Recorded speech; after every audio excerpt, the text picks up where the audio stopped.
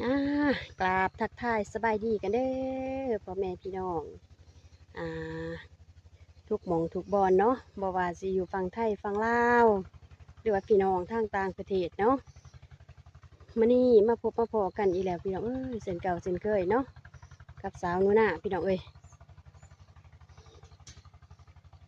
มาเบิ่งภาพบรรยากาศนะห้วยน้ำลำเสเนาะ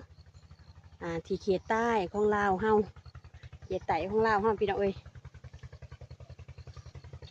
ถามกลางบรรยากาศที่ว่ามาปั่นเขาเนาะ มาปั่นเขาหนองเศร้านิดเพื่อนพี่น้องเอ้ยมือนี้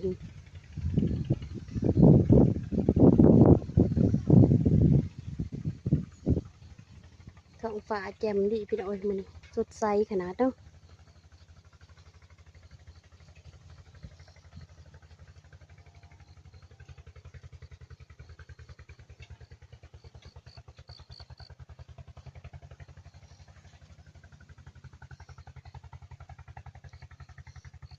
ว่ายน้ำลำธาร